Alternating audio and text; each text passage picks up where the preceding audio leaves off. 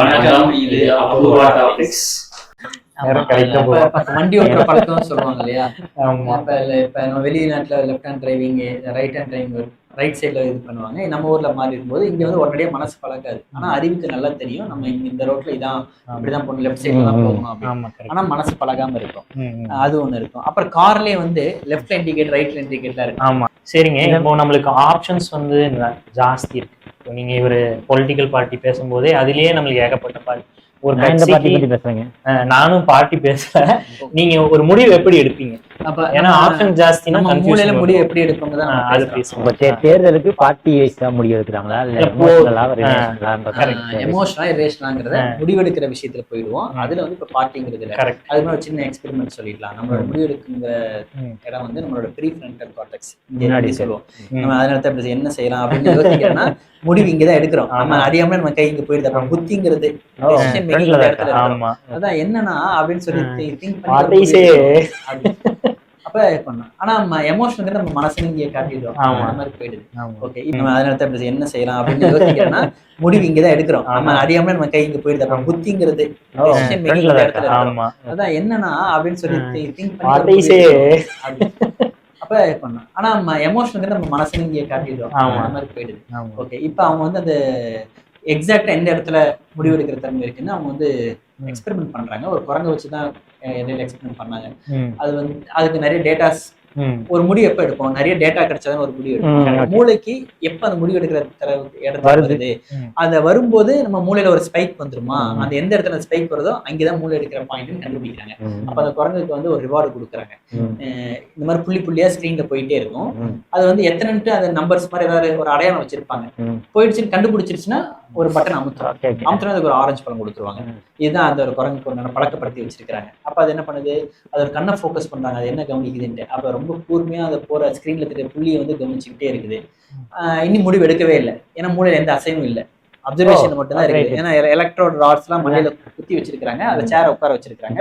முக்கியமான விஷயம், அந்த உட்கார்ந்து வச்ச குரங்க கட்டி போட்டிருக்காங்க.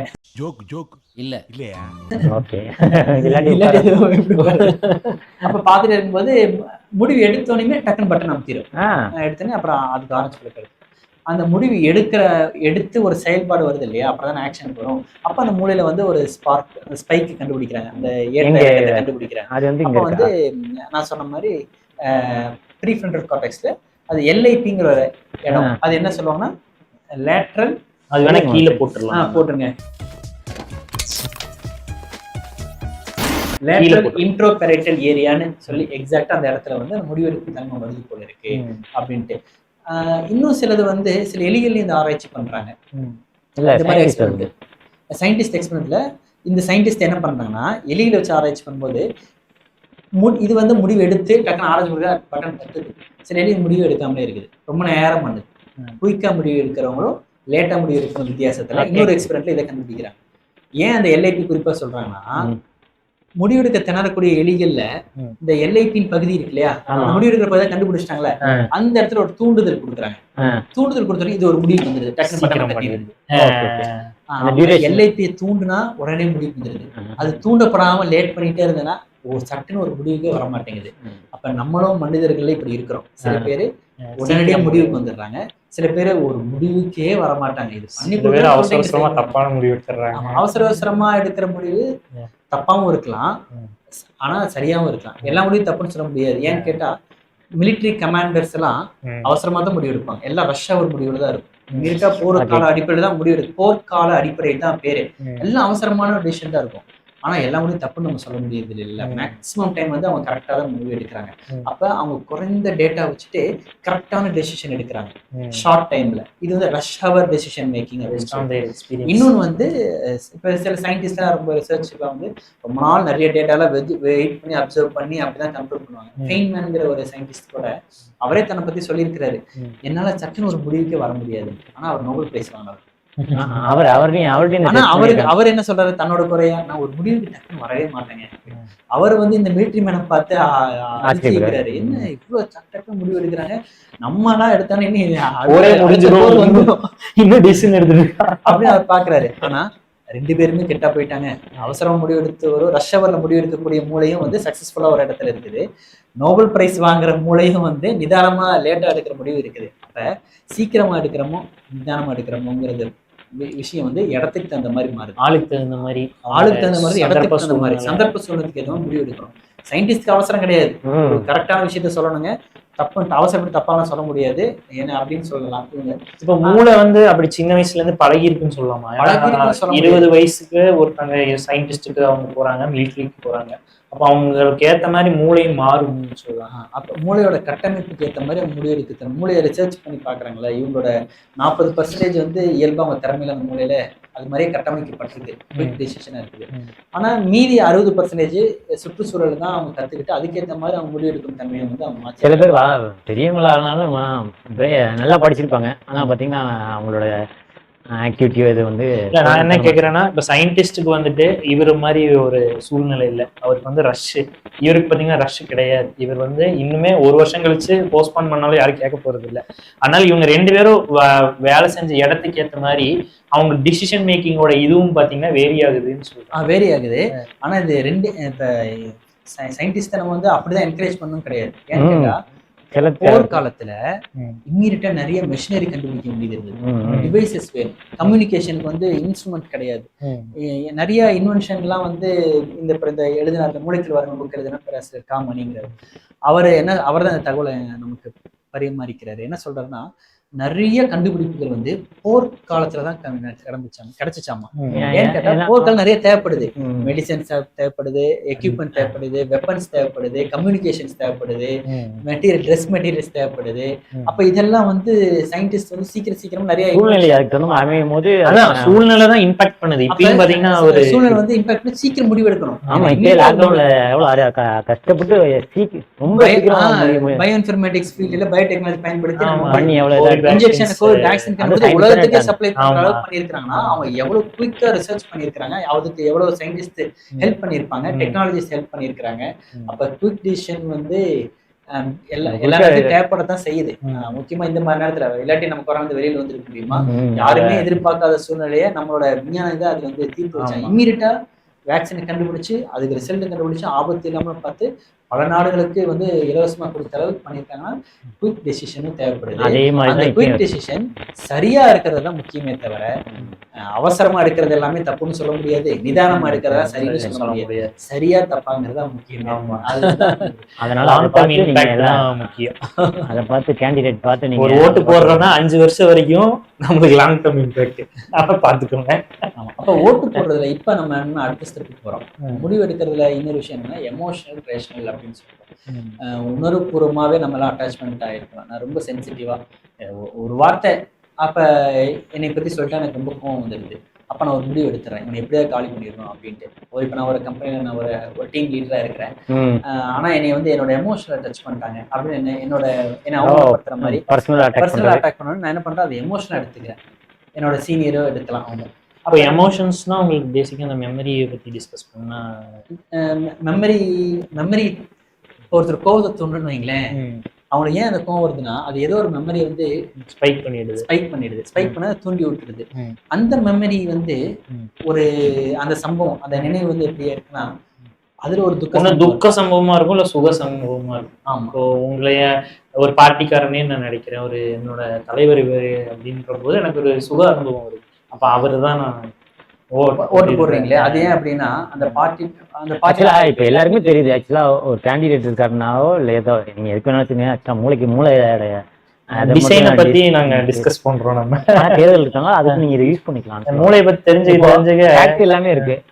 ஒரு கேண்டிடேட் நிக்கிறாரு, அவர் ரொம்ப கெட்டவராக, கிரிமினல் பின்னாடி இருக்கு, படிப்பு இல்லை, இதெல்லாம் தெரிஞ்சு. ஆனாலும் நான் அவருக்கு தான் ஓட்டு போடுறேன். அது என்னது, அதுக்கு என்ன காரணம் சொல்றீங்க? நீங்க ஓட்டு போடுறீங்கன்னா ஏன் ஓட்டு போடுறீங்க? பழகிட்டீங்களா? அதுதான் எனக்கு இருக்குது. அந்த பிடிச்சிருக்குங்கிறது டேட்டாலாம் ஒதுக்கி வச்சுட்டு ஏன் அதை பிடிப்புனா அது பின்னாடி போகணும். முதல்ல பிடிப்பு ஒரு இன்ஸ்பிரேஷன் ஏற்பட்டிருக்கும். நிறைய பேர் யார் வேணாலும் கேண்டிடேட்டா இருங்க, இந்த பார்ட்டிக்கு தான் நான் ஓட்டு போடுவேன். ஆமா அப்படிதான். ஆக்சுவலா கேண்டிடேட்டே தெரியாது எனக்கு. ஆனா வந்து தொகுதியே தெரியாது சொல்லுங்க. அப்ப மக்கள் முடிவு எடுக்கிறதுல வந்து சென்சிட்டிவா எமோஷனலா தான் முடிவு எடுக்கணும் நம்ம அதிகபட்சம். இங்கே என்ன எப்படி எமோஷனல் சொல்றேன்னா, நீங்க சொல்ற மாதிரி டேட்டாஸ் எல்லாமே இருக்குது.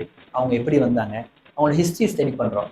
இப்போ ஒருத்தர் புதுசா வராருன்னா அவரு ஏன் முதல்ல இப்போ உள்ள வராரு, இவ்வளவு நாள் ஏன் அவர் அரசியலுக்கு வரல, இப்போ திடீர்னு வந்து நான் நல்லது பண்ணணும்னு ஒருத்தர் சொல்றாருன்னா நம்ம என்ன பண்ணுவோம், என்ன ஸ்டடி பண்ணணும், எதுக்காக வர்றீங்க, இங்க ஏதாவது பிரச்சனை இருக்குன்னா அவர் எந்த பிரச்சனை அவர் மையப்படுத்தி சொல்றாரு, இந்த குறை இருக்கு, இந்த குறையை வந்து இவங்க எல்லாம் யாரும் தீர்க்கல, நான் தான் வந்து இதை ஃபில்ஃபில் பண்ண போறேன் அப்படின்னு அவர் சொல்லி வரணும்.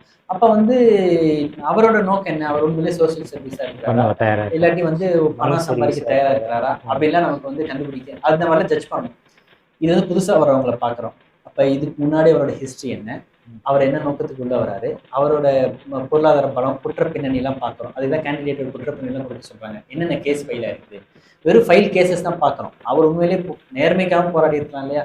அப்ப அந்த கேஸ் ஸ்டடி வந்து கிரிமினல் கேசஸா இல்ல வேற என்ன கேஸ், அவர் மேல வந்து வேற ஏதாவது அஃபென்ஸா போட்டுக்கிறாங்களா, அதெல்லாம் ஸ்டடி பண்ணோம்னா நமக்கு நிறைய டேட்டாஸ் கிடைக்குது. அப்ப மூளை எப்படி முடிவு எடுக்கணும், இவர் மேல நிறைய கேசஸ் இருக்குது, ஆனா அந்த கேசஸ் தான் பார்த்தா அவர் லஞ்சம் வாங்கினதோ இல்லாட்டி வந்து மற்றவங்க நிலாபகரிக்கு பண்ணது, இல்லாட்டி ஹராஸ்மெண்ட் கேசஸ், இல்லாட்டி ஜாதி அடிப்படையாக தப்பா பேசினது, இதெல்லாம் பேசிதான் அவருக்கு நிறைய கேசஸ் வந்திருக்குதா, இல்ல அவர் வந்து அவரோட வேற மாதிரி அவர் மேல நிறைய வந்து பெரிய விஷயம் இல்லையா, யார் வேணா யார் மேலும் போனா அது நடந்துட்டே இருக்கும் அரசியல்வாதிகளுக்கு.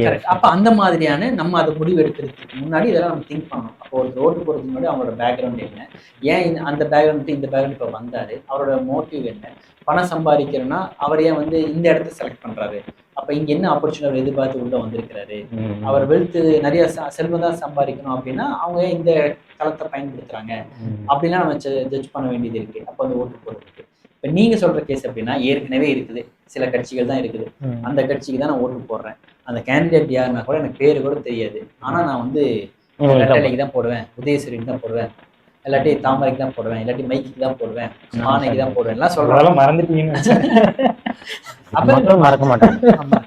3 மைக் இருக்கு. இன்னைக்கும் நீங்க நிறைய இடத்துல பாக்குறோம் இல்லையா, என்ன சொல்றாங்க, நாங்க இதுக்கு தான் போடுவோம், இதுக்கு தான் போடுவோம்னு குறிப்பாகவே ஒரு சின்னத்தை சொல்றாங்க. அவங்க யார் நிக்கிறாங்கன்னு கூட தெரியல, இல்ல அன்னைக்கு இருக்கிறவங்க தான் இன்னைக்கு இருக்கிறாங்கன்னா அவங்களுக்கு புரியல. அவங்களுக்கு வந்து எமோஷனல் ஒரு பைண்டிங் வந்துருச்சு. எனக்கு வந்து எம்ஜிஆர் ரொம்ப பிடிக்குங்க, அவரோட கட்சி ரெட்டையில கட்சி, அதனால அவர் இல்லவே இல்லை, இல்லைனாலும் எனக்கு வந்து ரெட்டையில தான், ஏன்னா நான் எமோஷனலா கனெக்ட் ஆயிட்டேன்.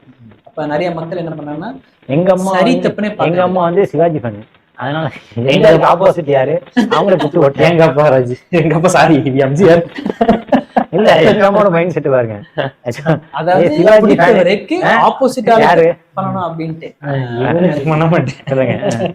அப்ப வந்து இதெல்லாம் வந்து சரியான முடிவானா இல்ல, எல்லாமே தப்பான முடிவு. எமோஷனல் இருக்கிற எந்த முடிவும் வந்து நம்ம பார்த்துருக்கிறோம், அது நிறைய நேரம் தப்பா தான் போய் கோவப்பட்டு ஒரு செயல் செஞ்சுட்டாங்க. ஆனா இயற்கையின் தூண்டுதலா அப்படி இருக்கான்ல.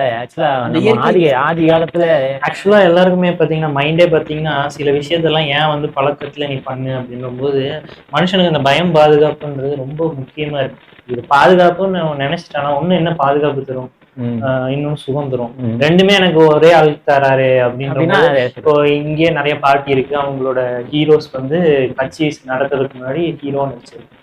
என்னன்னா நான் செய்ய முடியாதெல்லாம் என் தலைவன் செய்யறான் அப்படின்ற போது பாத்தீங்கன்னா இவங்க ஒரு பாண்டிங் ஆயிடுச்சாங்க எமோஷனலா. இவங்க என்னன்னா ஒரு பாதுகாப்பு எனக்கு தராரு, எனக்கு சுகத்தையும் தராருன்ற போது கண்ணை மூடி அவரு நம்ம மனசு கொண்டு என்ன கொண்டு அவன் தலைமை மேல வச்சு திருப்தி அடைஞ்சு. ஆமா, அது வந்து நம்ம மூளையில கண்ணாடி நரம்பு அதுதான் கற்றலுக்கு வந்து நமக்கு ஒரு குழந்தை கற்றுக்குது. நம்மளாம் ஒரு இப்ப நாய் மீன் இதுக்கெல்லாம் நீந்த கற்றுக் கொடுக்க வேண்டியதுன்னு சொல்லுவாங்க. அது ஏற்கனவே ப்ரீ ப்ரோக்ராம்டு மூளையோட வரும், நம்ம வந்து ப்ரோக்ராமபிள் மூளையோட வரும். நீங்க இனிமேல் ப்ரோக்ராமபிள் பண்ணிக்கலாம், லேர்ன் பண்ணி தயாரா இருக்கிற மூளையோட வரும். ஆமா, அது வந்து ஆமா. அப்ப சில ரொம்ப பேசிக் மட்டும் தான் நம்ம ஏற்கனவே ப்ரீ ப்ரோக்ராம்ல இருக்கும். அனிச்சியா ஒரு கண்ணுக்கிட்ட ஏதாவது தூசி எடுத்து டக்குன்னு முடியும். அதை நம்ம பழகலாம் செய்யல, 4-5 பேர் கண்ணில் அடிபட்டுச்சு அப்புறம் தான் கண்ணு கத்துக்கிட்டேலாம் கிடையாது. ஆனா நிறைய மற்ற விஷயங்கள், நீந்தக்கூடிய விஷயங்கள் ஒரு மனுஷனால நீந்தாமலே போயிடவும் முடியும், நீந்தவும் முடியுங்கிற மாதிரி. ஆமா, ஒரு குழந்தை நீந்தனா 4 வயசுக்குள்ள தண்ணி ஊற்றி போட்டீங்கன்னு வச்சுங்க, அது ஈஸியா பழகிடும். 5 வயசுக்கு மேல பழகவே பயம் தான். அனிமல்ஸ்க்குலாம் பாத்தீங்கன்னா